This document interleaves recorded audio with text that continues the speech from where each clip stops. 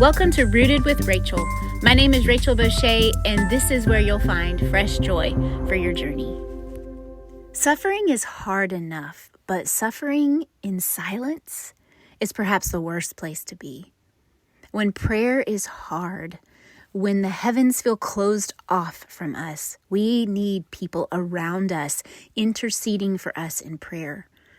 But before we can even enjoy this privilege of intercession by the community of saints, we need to invite people into our pain. Today's time of remembrance comes from Luke 1:10 through 13. And in this passage, we have two examples of supplication or prayer from Zechariah's life. It says, "And the whole multitude of the people were praying outside at the hour of incense. And there appeared to him, to Zechariah, an angel of the Lord standing on the right side of the altar of incense. And Zechariah was troubled when he saw him, and fear fell upon him.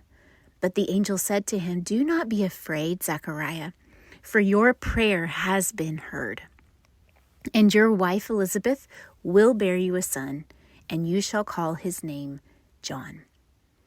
In this passage, we have the whole congregation praying outside while Zechariah performed his priestly duties while he served.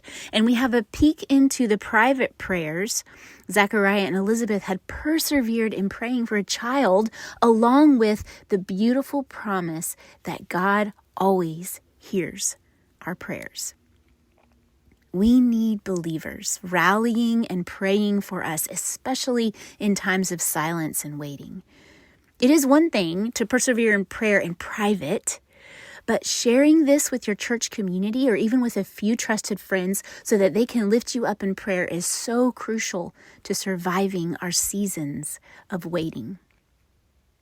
But in order to let them love you in this way, you have to invite them into your pain.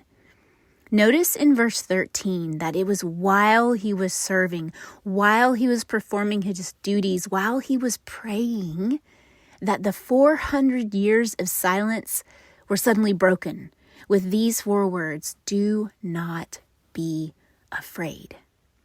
Tomorrow we will look more into this shattering of the 400 years of silence and the message it brings. But today we must remember, God is working while we serve. He is working while we pray. He's always working in the waiting. Sometimes in the silence, we forget how to hope. We can get a little cynical, can't we? Prayer keeps us hopeful. The people of God keep us praying, and God keeps us in the waiting. Today, as you respond and as we turn towards our breath prayer, I want you to think of one person you can invite into your pain today. Simply ask them to intercede for you in prayer. You don't have to go into great detail. Just simply invite them in.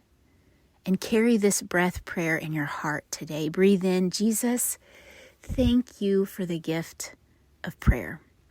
And breathe out, "I know you hear me."